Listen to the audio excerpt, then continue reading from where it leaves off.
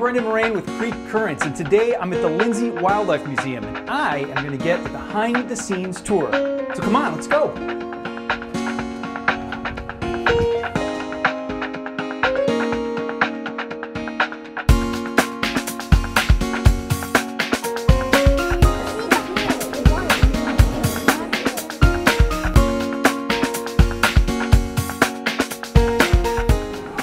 I'm here with Michelle Setter. She is giving us the lay of the land here at the Lindsay Wildlife Museum. Michelle, there's a lot going on here right now. There is. There's always a lot going on over here. What can we see first? Well, if you were a visitor coming in, you would come into this wonderful exhibit hall and you'd see a lot of animals up close and personal. We have native California wildlife here. Most of them can't live in the wild anymore because of some type of disability, and it gives you an opportunity to get up and close and personal with native California wildlife. How many birds are we talking about? We have a wide variety of birds here at the museum. Majority of them are raptors, so hawks, owls. We even have a couple eagles here. So we do have a lot of birds here. We also have a gray fox and a ground squirrel. So there's a lot of variety in the animals that you can see here when you come visit the museum. And a lot of these are big, good-sized birds, right? The eagles are big, yeah, and we have special programming with them. So if you join us at 1 o'clock on a weekday or on the weekend, you'll have a special opportunity to either meet our bald eagle or our golden eagle. Tell me about some of the programs that you have. For visitors, we have a wide variety of programs. We have a few programs where you'll get to meet a hamster or a rat and you can actually touch them. We bring snakes out into the exhibit hall. We have special feeding demonstrations as well as training demonstrations with many of our animals as well. Now this museum runs with the help of a lot of volunteers, right? We couldn't do it without our volunteers. We do have a staff, a small, part-time and full-time staff, but we rely very much on volunteers, whether it's to help us with education programming in our wildlife hospital or to help us care for the animals that live here at the museum. You've also made a new special addition to the staff, is that right? We now have a curator emeritus. Gary Bogue has joined us. He used to actually be my job way back in the day. He was the curator here in the 70s, and so he's has a long history with the museum, and we're very excited that he's joined us as curator emeritus. There's also a hospital here, so to speak, right? We have a special hospital just for wild animals, and our hospital is open every day. We don't get breaks, and we treat a wide variety of native California wildlife.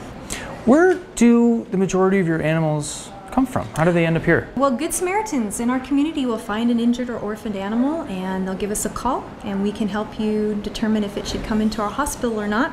But most of the animals come from the Good Samaritans in the community that want to help them out. And you're doing a lot of work to make it a lot more sort of museum-y, I guess, right? We're standing in our raptor exhibition right now, and this has been only open for about a year. We also recently opened a new wildlife hospital exhibit, so it allows visitors to see what we do behind the scenes. Now you clearly get a lot of school children that come through here, right? Yep. Are there programs for them in the mornings? Can you tell me how that works? Yeah, so during the school year we have special tours for various school ages. And they come here and they have different programmings according to California science standards. And they learn about nature, they learn about adaptations, and they come here to the museum to do that.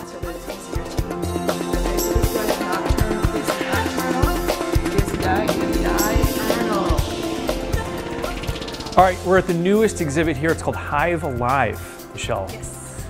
It is a functioning beehive. I'm safe standing where I am, right? You're absolutely safe where you are, and that's what's really super cool about this whole hive that we have here. It's plexi, and it allows you to see what the bees are doing, and it keeps you perfectly safe. They can't get out. The bees can get out, though. Yes, they can, and that's very important. This is a functioning hive. It's a small hive, an observational hive, but it functions just like a regular hive would. And this right here allows them to go in and out. So the bees, you can see here, going in and out. They're going out to look for nectar and pollen, and then they bring it back to the hive.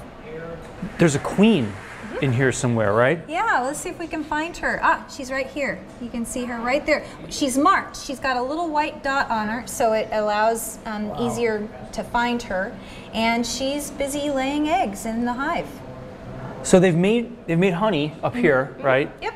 And then down here they're doing God's work, so to speak, right? They're taking care of any eggs that may be there or the larvae. So this is kind of the brood area of the hive. So tell me, who put this all together? So we worked with the Mount Diablo Beekeepers Association to create and install this beehive. We have a beekeeper from the association that's helping us maintain the hive, and they were very integral in getting this built for us. So it was a great partnership with the Mount Diablo Beekeepers Association. I'm here with Lauren Bear. He's the executive director of the Lindsay Wildlife Museum, and he's going to tell us a little bit about history. This has been here for a while, huh? We have. Lindsay Wildlife Museum has been here since 1955 here in Walnut Creek, so we really have a long history.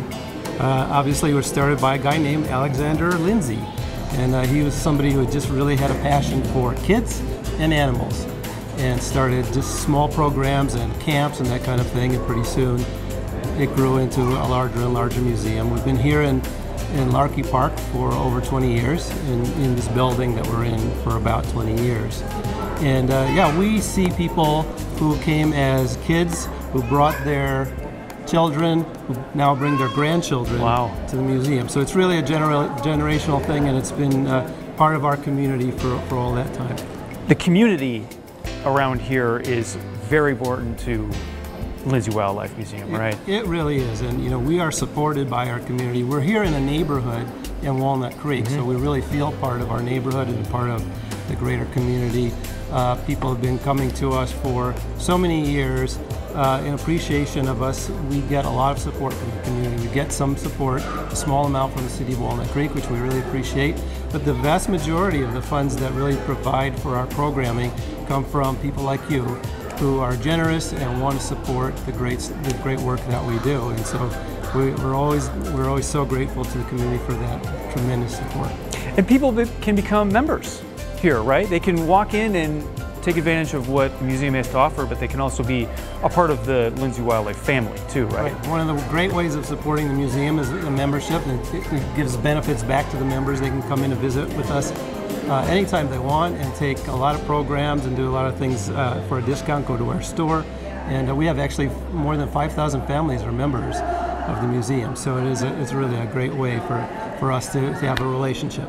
Now, I know you're the executive director, Lauren, but do you ever get your hands dirty and cut up some food for some of the birds you got back there? Well, you know, the people back there know what they're doing, and they also know that I'm probably not very safe with any sharp instruments, and so I watch what they do and learn.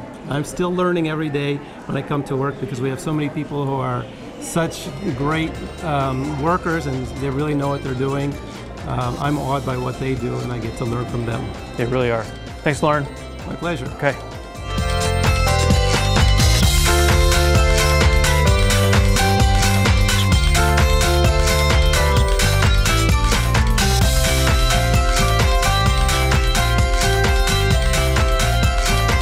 I had a great time today at the Lindsay Wildlife Museum. If you want to find out what's going on, they've got a ton of great programs. You can always go online at wildlife-museum.org.